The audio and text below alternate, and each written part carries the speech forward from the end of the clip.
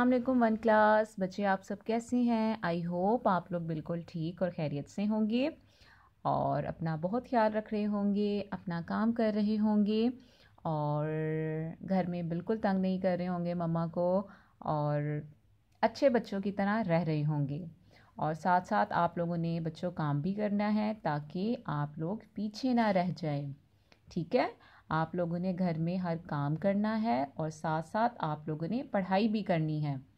आप लोगों ने शरारतें तो करनी ही करनी है, लेकिन आप लोगों ने अपनी स्टडी नहीं छोड़नी है। ठीक है, अब हमने पेज नंबर 13 खोल लेना है और हमने प्रीवियस लेक्चर में क्या पढ़ा था? आसमानी किताबों की लाइंस की 2 लाइंस की पढ़ाई की थी और हमने उसमें क्या याद किया था? हमने 4 आसमानी किताबों के नाम याद किए थे।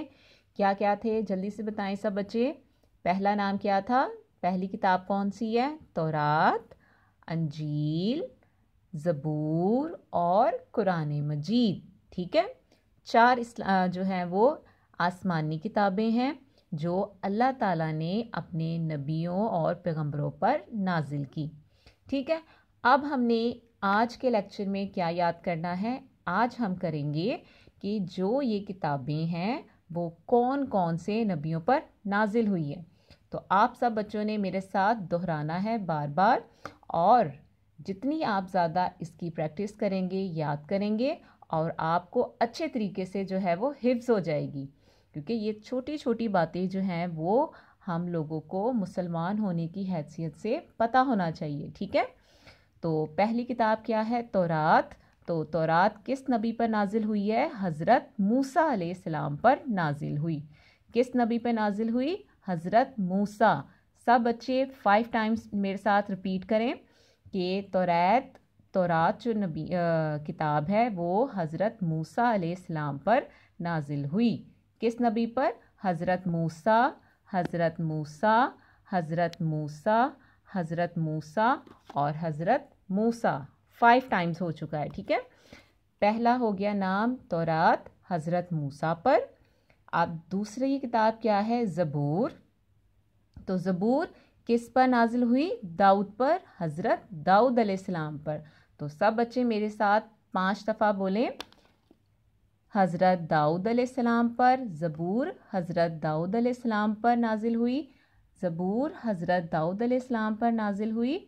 ज़बूर हज़रत दाऊद अलैहिस्सलाम पर नाजिल हुई। और लास्ट 5 टाइम्स होने लगा है। ज़बूर जो किताब है वो हज़रत दाऊद अलैहिस्सलाम पर नाजिल हुई है। Very good.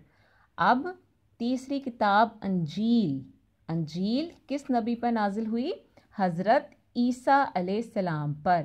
अंजील हज़रत ईसा अलैहिस्सलाम पर नाजिल हुई। अंजील किस नबी पर नाजिल हुई है? हज़रत ईसा अलैहिस्सलाम पर। और कुरान मजीद का तो हम सबको पता है वो किस नबी पर नाजिल हुई है?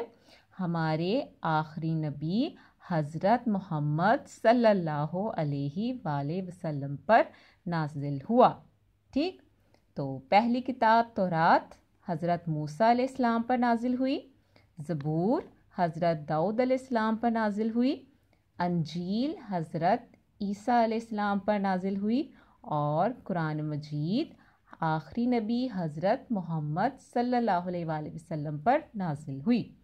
ठीक है, अब आपसे कहा जा रहा है कि आप जानते हैं अल्लाह ताला जो पैगाम अपने नबियों पर नाजिल करता है वो क्या कहलाता है? वही।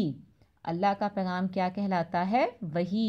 अगर आपसे पूछा जाए कि अल्लाह का पैगाम क्या कहलाता है जो वो अपने नबियों पर नाजिल करता है, उसे कहते हैं वही। ठीक है, तो आज आपने ये चारों नाम जो हैं वो किताबों के याद करने हैं और ये भी याद करना है कि ये वो कौन कौन से नबियों पर नाजिल हुई है। ठीक है, और पेज नंबर 14 पर आपको एक एक्टिविटी नज़र आ रही है।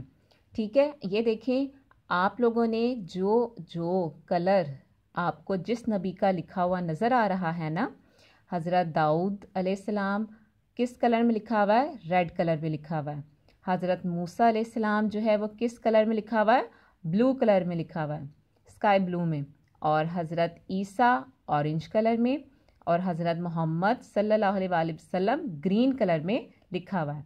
तो आपने उस नबी का, जिस नबी पर कुरान जो जो किताब नाजिल हुई है, आपने उसमें वही कलर करना है जिस कलर से, जिस रंग से नाम लिखा हुआ है उस नबी का। जिस तरह हज़रत मोहम्मद सल्लल्लाहु अलैहि वसल्लम का नाम किस कलर से लिखा हुआ है? ग्रीन कलर से। तो आपने कुरान मजीद में क्या कलर करना है? ग्रीन कलर करना है। हज़रत दाऊद अलैहिस्सलाम पर कौन सी किताब नाजिल हुई? ज़बूर। तो ज़बूर जो है वो, उसमें हम कौन सा कलर करेंगे?